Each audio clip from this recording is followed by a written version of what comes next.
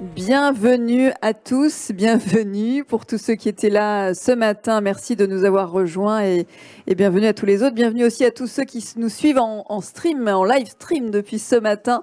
Merci pour votre écoute, votre attention et sachez que l'ensemble des sessions de la journée seront disponibles en replay pour voilà, revoir, peut-être comprendre certaines sessions et partager autour de vous pour continuer à échanger et à dialoguer. Cette session 3 de cet après-midi, nous allons accélérer, voir comment s'accélère la montée en compétence des médias sur les enjeux climatiques afin d'impulser ces récits collectifs dont nous avons commencé à parler ce matin. Une partie des intervenants est déjà avec nous pour cet après-midi et nous allons démarrer avec quelqu'un très engagé depuis de nombreuses années, qui était la première marraine d'ailleurs de ce colloque du Festival international de la météo. C'était en 2004 et qui nous fait le plaisir d'être avec nous. Je vous demande d'applaudir, d'accueillir Evelyne Delia qui nous rejoint. Merci beaucoup d'être avec nous, d'avoir accepté d'introduire notre après-midi. Vous êtes la grand témoin de cette troisième session. Bonjour à tous et j'en suis d'ailleurs très fière. Alors je dis, ça fait 20 ans que vous alertez le grand public. Oui. Et il y a 20 ans, c'était pas simple. Hein, vous aviez l'impression de parler chinois. Oh que non, oui, c'était pas simple du tout. C'est vrai qu'il y a une vingtaine d'années, et c'était d'ailleurs lors de forums, et c'était un des premiers forums de la météo, où évidemment nous avions des scientifiques avec nous, Jean Jouzel bien évidemment, et commençait à nous parler de, on voit des choses bizarres quand même, avec des courbes, les courbes des températures qui tout à coup depuis les années 80 sont exponentielles, et parallèlement les courbes de CO2. Donc on s'aperçoit qu'il se passe quand même des choses, et c'est là qu'on a démarré cette envie, ce besoin de dire il faut que je fasse quelque chose et il faut que je communique. Je suis allée voir ces scientifiques justement parce que je sentais la difficulté qu'il y avait entre l'information qu'ils avaient. On ne disait pas encore à l'époque le réchauffement est avéré. Hein. Les scientifiques sont toujours très prudents, des gens extrêmement prudents. Voilà, ils ont raison. C'est pas complètement prouvé. Voilà. Mais comment communiquer avec le grand public? Et moi j'ai dit, un bulletin météo, c'est plusieurs millions de téléspectateurs chaque soir. Et donc, voilà, c'est comme ça que ça a commencé, avec ces quelques informations dont on va parler après. Je crois qu'on va voir les bulletins. Alors, 2014, parce que c'était quand même il y a presque 10 ans maintenant. En 2014, il s'est passé quelque chose. Vous avez fait, à une heure de très grande écoute, un bulletin particulier. Alors, en fait, ce qui s'est passé, c'est que c'était juste avant la COP21 qui se passait à Paris quelques mois après. Et l'Organisation météorologique mondiale avait demandé à un présentateur météo de chaque pays du monde entier de faire un bulletin pour mois d'août 2050. Il est déjà en boîte, ça c'est déjà fait, malheureusement, parce que quand on voit les températures, en cas de canicule. Donc évidemment, j'ai travaillé avec Météo France, qui fait des projections permanentes sur les températures que l'on devrait avoir. Et donc, j'ai sorti ce bulletin avec aussi un côté, voilà ce on voit déjà ce qui se passe. Et notamment, il y avait la fonte de la glace de mer de l'Arctique, etc. J'avais beaucoup travaillé avec Jean Jouzel aussi pour faire ce bulletin. Et donc, on l'a sorti en 2014. Où déjà j'étais un peu effarée par les températures que Météo France nous proposait. Et puis l'année dernière, en septembre, j'ai appelé Météo France en leur disant, est-ce que vous faites toujours des projections? Ils m'ont dit oui. Alors je dis, est-ce que vous pouvez me refaire la même carte avec les mêmes villes et pour les températures au jour d'aujourd'hui de ce que vous pensez que nous aurons en août 2050 en cas de canicule? On regarde? On va regarder. Allez, on regarde.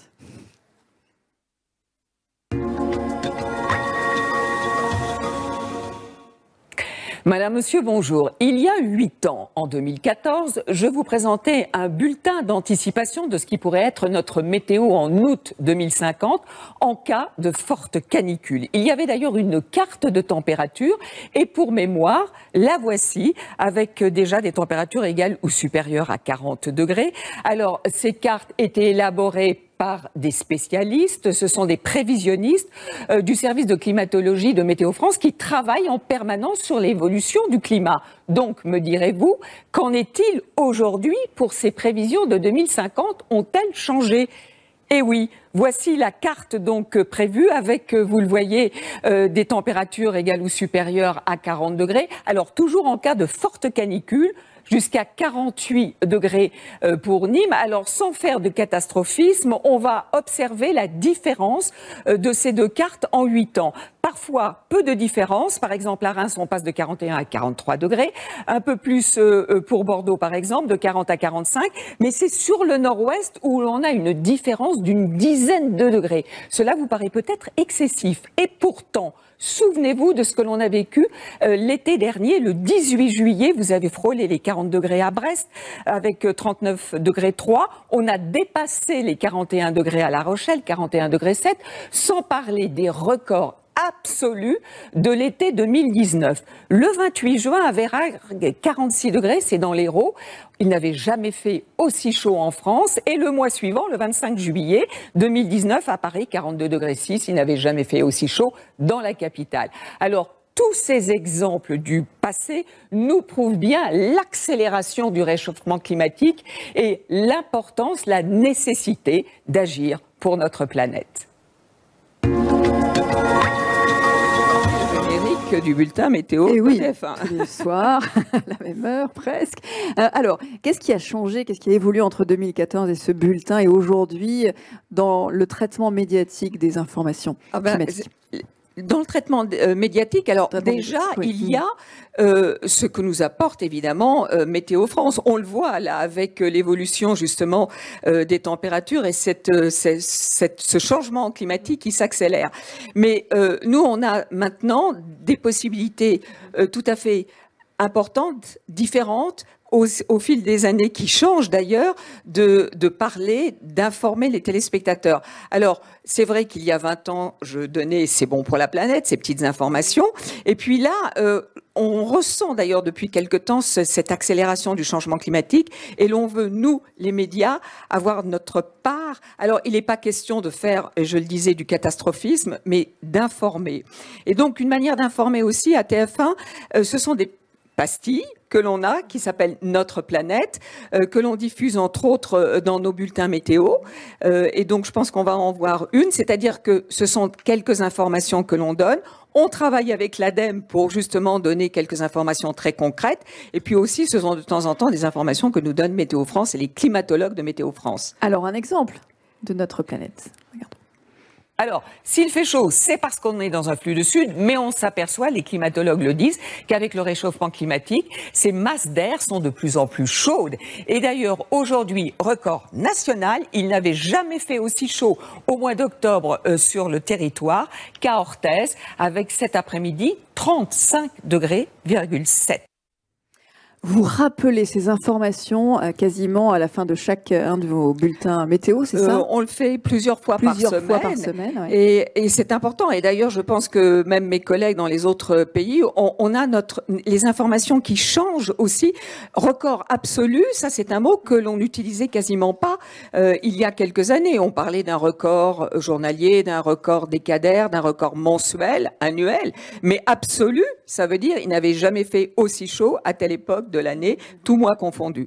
Donc évidemment, il y a ces pastilles dans les bulletins. Un bulletin, c'est court, mais il y a aussi des possibilités plus longues à travers des reportages. Et à TF1, à la rédaction de TF1, dans les journaux 13h, 20h, il y a aussi cette information, Notre Planète. Donc, il y a des sujets qui sont tournés en province. Il y en a eu un, d'ailleurs, récemment, avec cette sécheresse que l'on connaît, sur le problème des arbres, les arbres jeunes qui n'ont pas assez de racines et qui meurent maintenant sur place. Et puis, grâce à de nouvelles techniques, et notamment à la réalité augmentée, on a la possibilité de faire des explications sur ce qui se passe et sur ce qui risque de se passer, avec des techniques formidables. Et je pense qu'on va voir un exemple.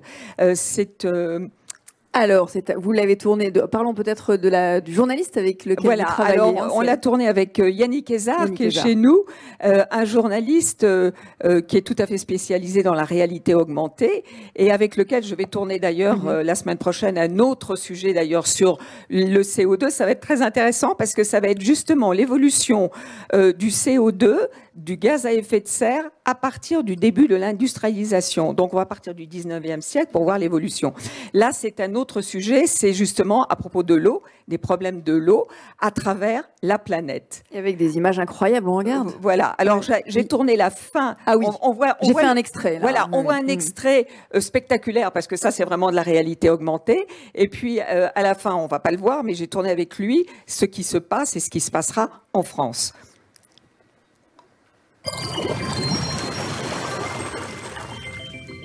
On a tous appris ce schéma à l'école, le cycle de l'eau. L'eau des océans s'évapore et forme les nuages et redescend sous forme de pluie ou de neige. Une partie se stocke sous terre ou dans la glace des montagnes. Et le problème, c'est que le réchauffement climatique que nous vivons perturbe ce cycle à toutes les étapes. Et pour bien comprendre ces phénomènes, il faut se rendre ici, au pôle Nord, dans la région de l'Arctique. La température augmente ici 6 fois plus vite que sur le reste de la planète. Il neige donc ici de moins en moins. Car au lieu de neiger, par moment, il pleut. Et toute cette eau, qui aurait dû rester stockée ici, sous forme de neige ou de glace, ruisselle immédiatement et ne reste pas. Autre problème, la glace présente depuis très longtemps dans les glaciers fond à une vitesse beaucoup trop rapide.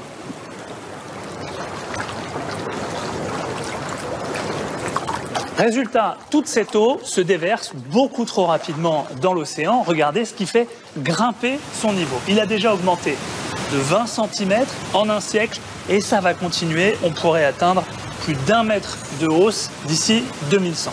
Alors concrètement, tout ça a des conséquences très directes.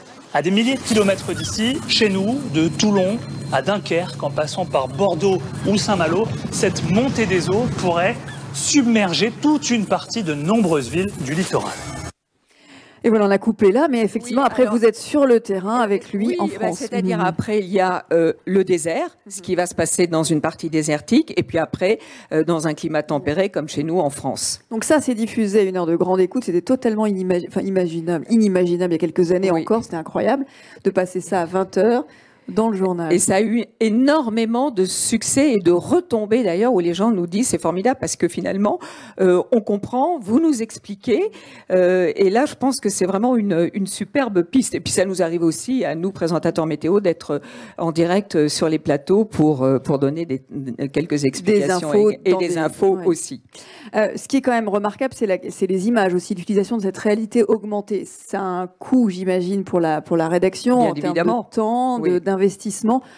Comment est-ce que c'est possible de les multiplier pour continuer à informer le public et de les sensibiliser avec ces images? Alors évidemment, c'est pas un sujet qu'on fait tous les jours.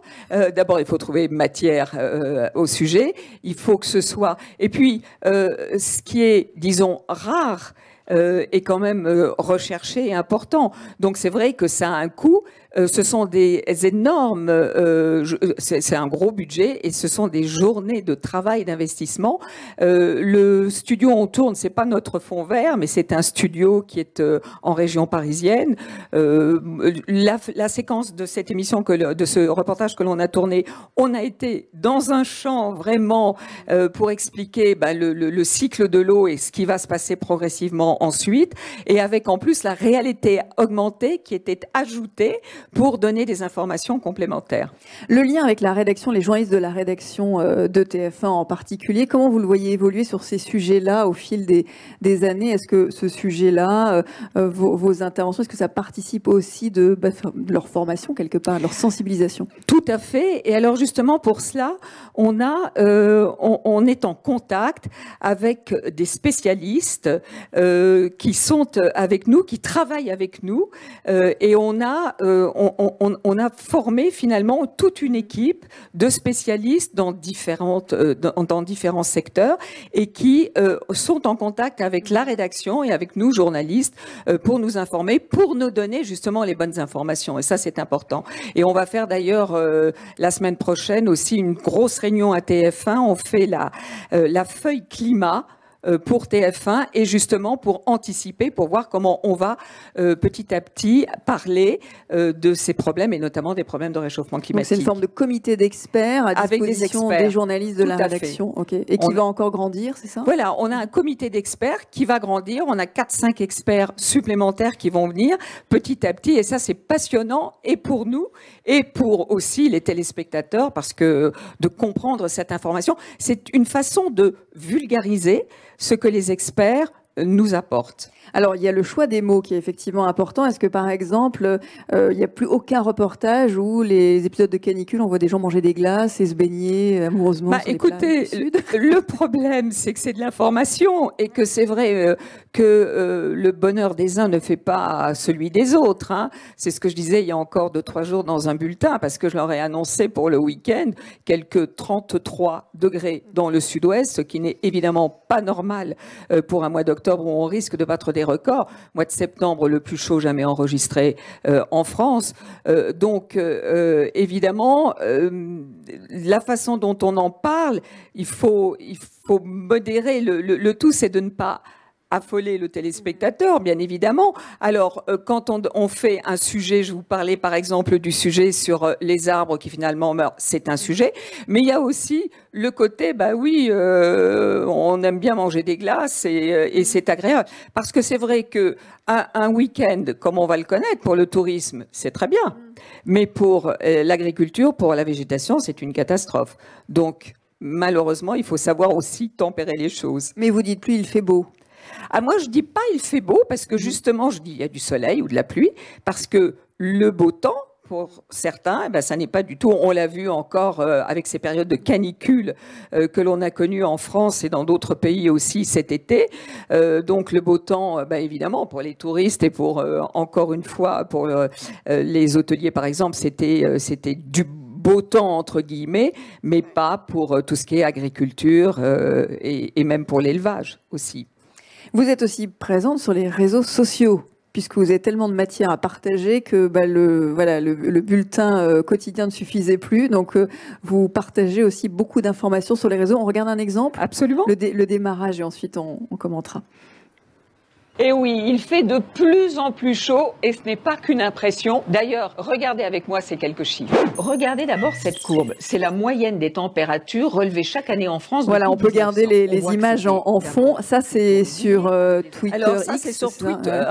J'ai un compte Twitter. Alors bon, c'est très amusant parce que finalement, moi, j'ai vu la naissance, comme je fais quand même depuis quelques décennies de la météo, j'ai vu la naissance effectivement sur les réseaux sociaux, non seulement aussi de sites météo, et on s'est posé la question, on s'est dit, mais alors attendez, 2 bulletins par jour, qu'est-ce que ça va devenir par... Eh ben pas du tout. Au contraire, les gens me disent, non, on a besoin de voir vos bulletins. D'abord, bon, bah, c'est un échange. Et puis, il y a tellement de choses que parfois, c'est pas du tout la même chose. Donc, c'est important. Et puis, c'est vrai que les réseaux sociaux, ça permet d'extrapoler et d'aller au-delà d'un bulletin. Un bulletin, c'est souvent entre 2 et 3 minutes. Et je reçois de la part de Météo France une foultitude d'informations tous les jours. Et ça, c'était très frustrant de ne pas pouvoir les donner, surtout que c'est la vie des régions. Et donc, grâce à ce compte Twitter, eh ben, je donne un tas d'informations comme ça. Et c'est avec Yannick Ezard aussi que l'on a fait justement cette information sur les réseaux sociaux, parce que c'est passé aussi sur les réseaux sociaux de TF1.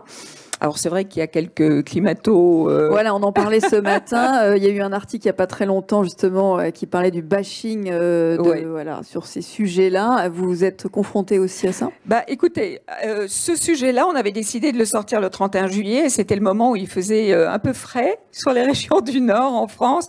Alors évidemment, tout de suite, ah bah oui, vous nous parlez du réchauffement climatique alors qu'en ce moment on grelotte, etc. Sauf que là, quand même, c'était vraiment une période très courte et que ça n'a pas empêché d'avoir des canicules ensuite. Donc, je veux dire, bon, à un moment moi, je fais abstraction de ça. Vous répondez pas? Ben non, parce que sinon, bon, ça veut plus rien dire. Donc, ou alors, dites-moi allez me prouver que 2 et 2 ne font pas 4. Donc, c'est un petit peu ça, si vous voulez. Donc, il faut avancer. Et je pense que là, maintenant, on ne peut plus nier ce réchauffement climatique. Et d'ailleurs, les scientifiques disent il est avéré. Donc on garde son énergie pour avancer. Absolument, on garde son énergie pour avancer, pour informer. Et alors pour faire la transition avec Valérie Martin qui va nous rejoindre dans un instant, vous travaillez beaucoup avec l'ADEME. Tout à fait, parce qu'on a plein d'informations. Alors moi, ça fait 20 ans que je travaille avec l'ADEME, parce que lorsque j'ai commencé, eh bien, l'ADEME m'a donné beaucoup d'informations. D'ailleurs, quand j'ai commencé mes quelques c'est bon pour la planète il y a 20 ans, l'ADEME m'a appelé, c'était Michel Papalardo qui m'a dit mais qu'est-ce que vous faites là? Ben, je lui dis ben voilà. Elle me dit nous on sort une campagne, faisons vite, ça chauffe. Ça s'appelait comme ça. Et après, on ne s'est plus quitté avec l'ADEME. On a beaucoup travaillé ensemble parce que eux ont aussi évidemment des informations et c'est très précieux. Merci beaucoup, Merci. Evelyne Delia, d'avoir été avec nous et d'être le grand témoin de cet après-midi. Et si vous avez envie d'interagir à aucun moment de l'après-midi, ne vous privez pas. Faites-moi signe, je vous passerai le micro. Merci à vous. Entendu.